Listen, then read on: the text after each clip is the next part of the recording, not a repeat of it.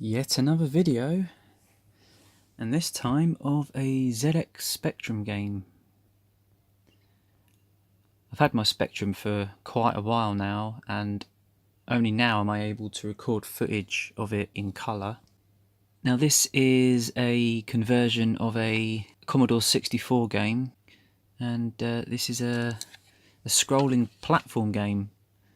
And it's one that I've been very interested in because I heard about it when I was younger, but it was never released for the Amstrad, which is what I had at the time. And I'm finally able to play it. I do have it on the Amiga and the Commodore 64 as well. I think you can actually get it for the NES, and there is a version for the Game Gear. And I think this is a smart looking machine. It does have a few little problems though, because if you bought one of these you'd get the machine, but you'd have to buy a few other things to get any proper use out of it. To load up games you would have to buy a separate tape player, but to get any kind of joystick support you'd have to buy an add-on. And I don't know if this is an official one, but this is an interface.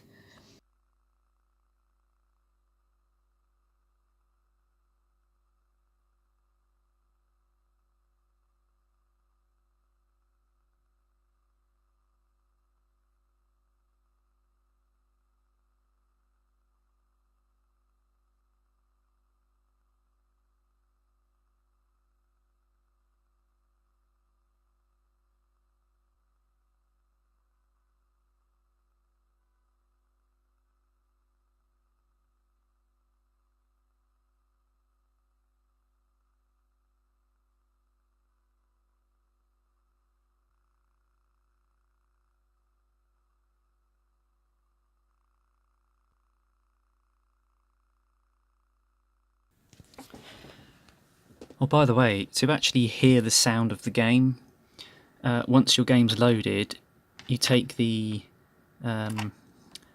jack out of the ear port, and if you're using a SCART cable like me, you'll have to plug this in. You have to plug this in down here,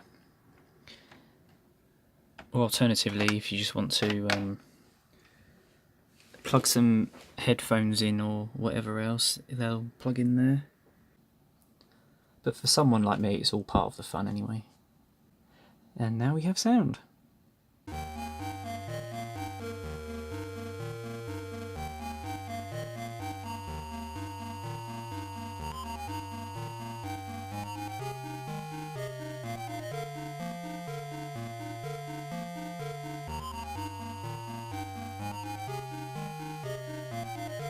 That is one colourful title screen. It doesn't actually give you a clue, but you can change the controls by pressing one of the number keys, because the Spectrum's got a couple of standards, so I've changed it to Sinclair there.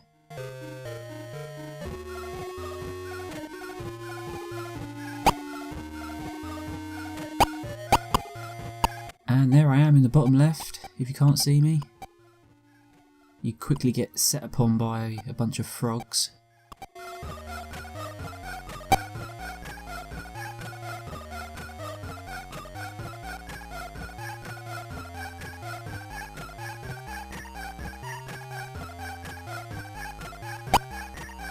The movement of the character is pretty smooth, actually, but the scrolling, although fast, is a little bit blocky. A little bit chunky.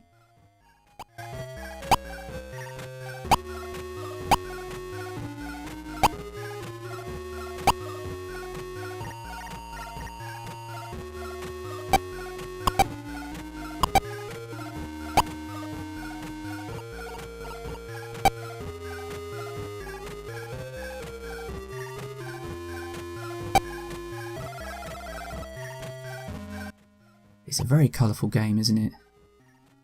You do see a lot of Spectrum games that are just monochrome, but with this they decided to go mad with colour.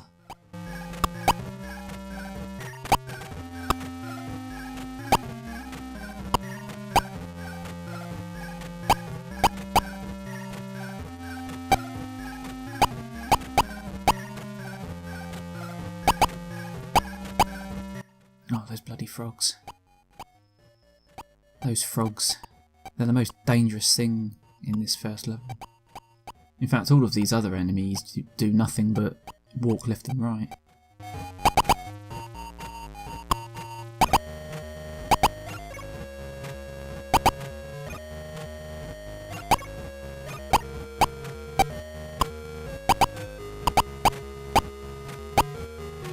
And that invincibility power-up appears way more often than I really expected it to. Alright, I'm going back down here to see where the spikes are, because I know I'm going to float down there using my umbrella. And then there's a cheeky little frog at the bottom.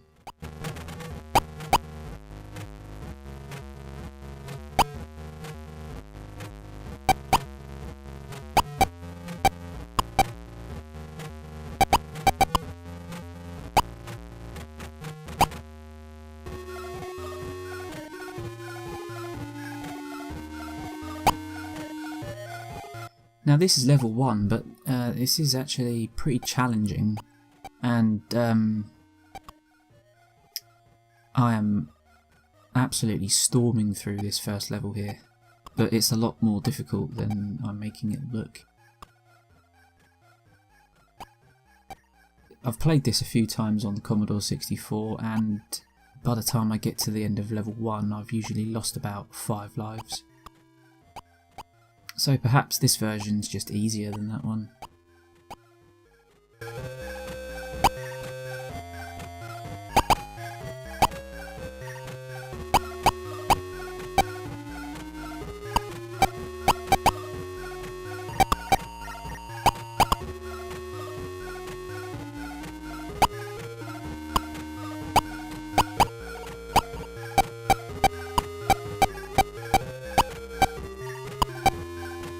Those sound effects are so much louder than the music.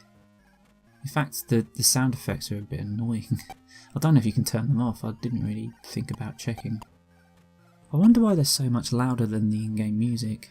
Is that just how the Spectrum works?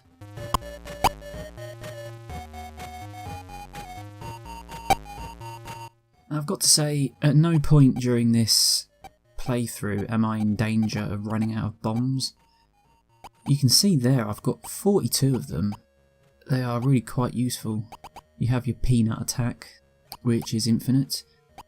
Oh god, look at that frog. He's a determined one.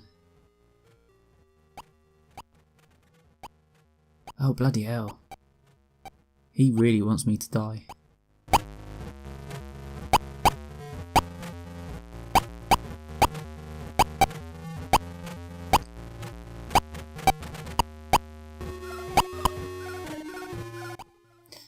Yeah, the first level boss. And I found a little trick. You can just stand underneath him and bomb him to death.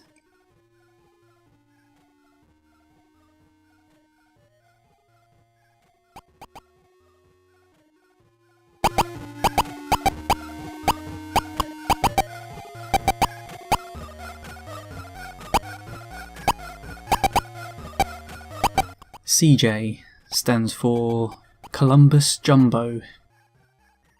The story is that he has been taken away from his home in Africa and he's on the way to a zoo in England, but he manages to escape and he parachutes down over France, and from there he has to make his way back to his family in Africa on foot, I guess.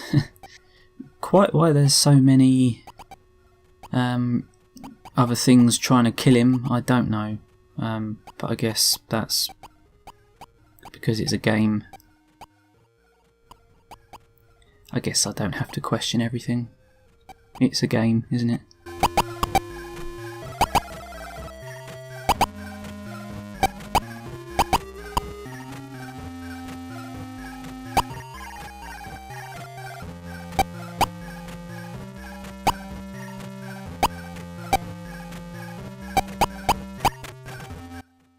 These penguins are just like the frogs in the first level. So here I'm trying to shoot really quickly, but for some reason it's not letting me shoot very much. I never got to play this as a child because I only had an Amstrad CPC and this was never released on the Amstrad CPC. It turns out that there are a couple of games that are very similar to this but not actually in the same series. But Amstrad owners never got this. And that's a bit disappointing really, because it's a pretty good game. I'm quite enjoying playing this.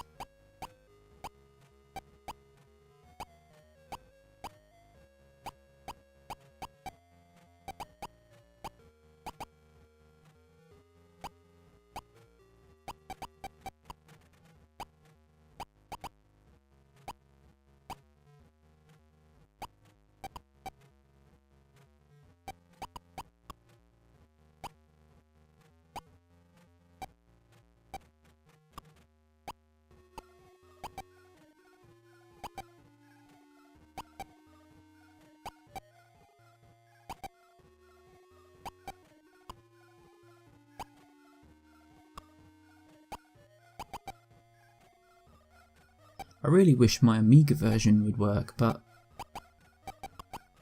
whether it's because I have an AGA Amiga 1200 and it's an old game, I don't know. But it just doesn't work.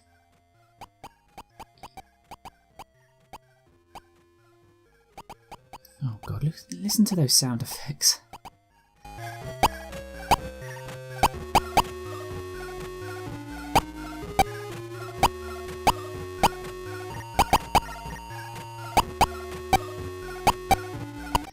That's another weird thing about the Spectrum. The first early models came with an internal speaker that would produce little blips, but you couldn't use it too often. It takes quite a lot of processing time. But for compatibility, they kept that with newer models, and the newer models have got a proper sound chip inside them too. So you can actually play 4 different sounds at the same time, which is more than almost any other 8-bit computer.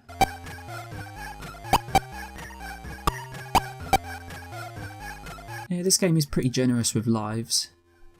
I've died quite a lot of times, and I've not gotten this far very often before on this game. So I'm not terribly familiar.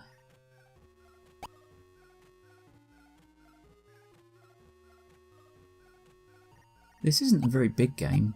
I think it's only 5 levels. But I mean, it's a fairly decent game. A fairly decently sized game. It is a Codemasters budget game though. So I think it's a really good game. I think for some, perhaps the music might be a little bit annoying after a while, and the way the screen sort of moves in a really chunky way might put some people off. But I look past all of that sort of thing. I think that's fine, as long as it's fast enough. Yeah, I've died. So there you have it, that's the end of the video. Thank you for watching.